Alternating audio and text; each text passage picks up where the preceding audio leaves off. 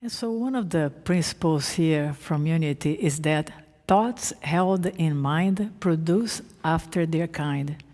And I would like to go a step forward and say that the words that we speak and express have the power to create our reality. And I'm going to use the example of one of the co-founders of Unity, Myrtle Fillmore, as an inspiration for this talk. As you have probably heard, Myrtle was diagnosed with tuberculosis, given 3 months to live, when she was introduced to the New Thought movement, and a new idea was introduced to her, that she was a child of God, therefore she was created in the image and likeness of the Creator. Part of her was already perfect, immortal, and eternal. So she decided to do an experiment with herself. She decided that she was going to every day begin to speak to the life of each organ. So she would speak to the life of her heart, to the life of her stomach, to the life of her lungs, on and on. And she would begin to speak powerful words, like you are perfect, you are intelligent, you are efficient. And I thought it was interesting that she didn't speak to her flesh, she didn't speak to the organs itself, she spoke to the life of each organ. And I think it's interesting because maybe if she would speak into her flesh, a dying flesh, perhaps her subconsciousness would challenge that affirmation. But because she was speaking to life itself, things began to change. She said that her physical body did not respond to those affirmations right away, but nonetheless, she continued on with the practice day in and day out. She also said that she tried the best that she could to keep any thought of that caused her to be concerned or afraid of life. She kept them away from her. She was just very, very focused on speaking words of empowerment to the life of each organ of her body. 2 years later, she was completely healed, to the point that people that knew her began to seek her out looking for help. The first one was a neighbor from across the street. He used to have like paralysis, or he used to be like crippled. That's the word. He used to be crippled, and then she taught him not only what she have learned with the New Thought movement, but she began to pray out loud to him. She began to bless him verbally with prayer. He experienced a complete healing, and she began to become, very little by little, known not only in her town, but in towns of nearby. That's how this whole movement began, with her own healing. And that's why the art of affirmative prayer is very important here at Unity. And as a matter of fact, we have this silent unity in which they pray 24/7.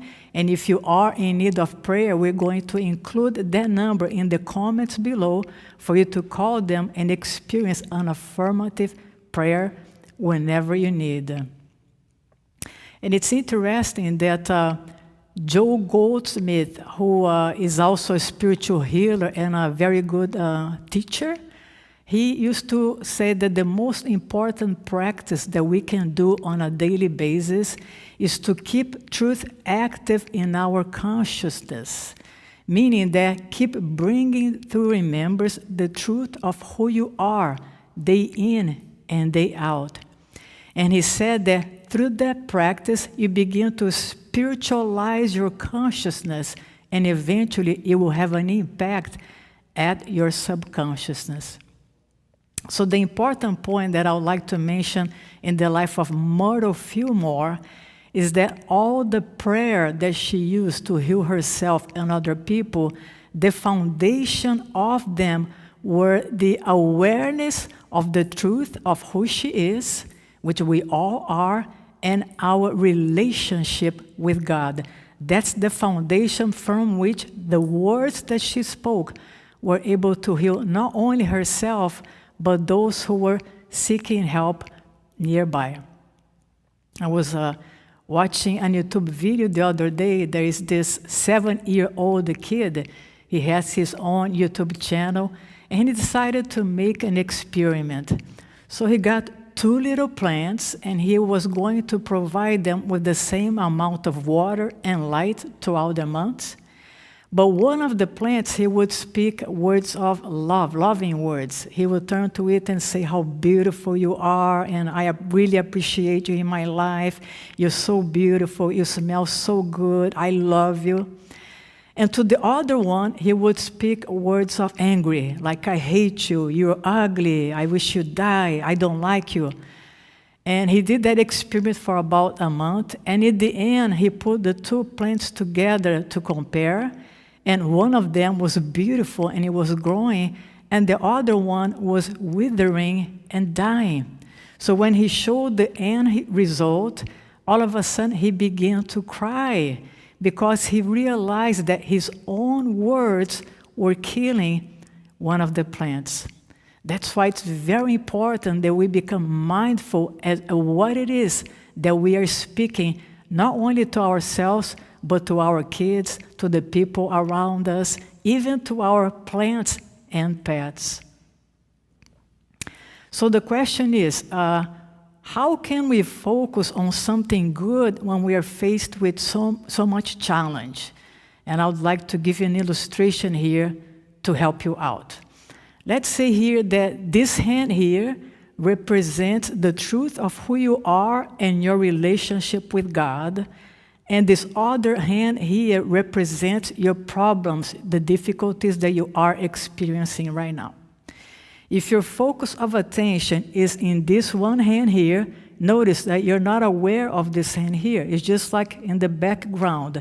And what happens is when you are fully focused on your problems, your difficulties, you begin to expand them. That's your focus of attention, which is not a good thing. In contrast, if you begin to focus your attention on the truth of who you are and on your relationship with God, see, those problems over here, they begin to dissolve. And that's precisely how Myrtle Fillmore did.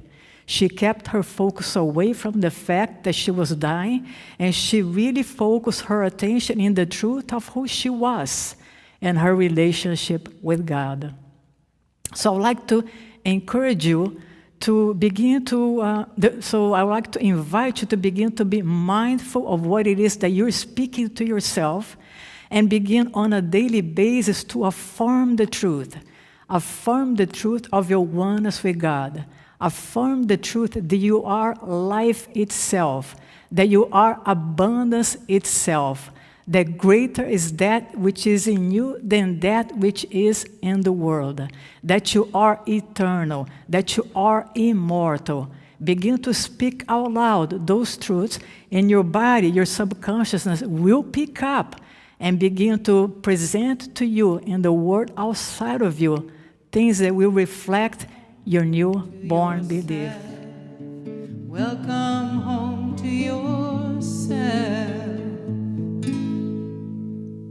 The world's a play of many forces that spirit us away like wild horses.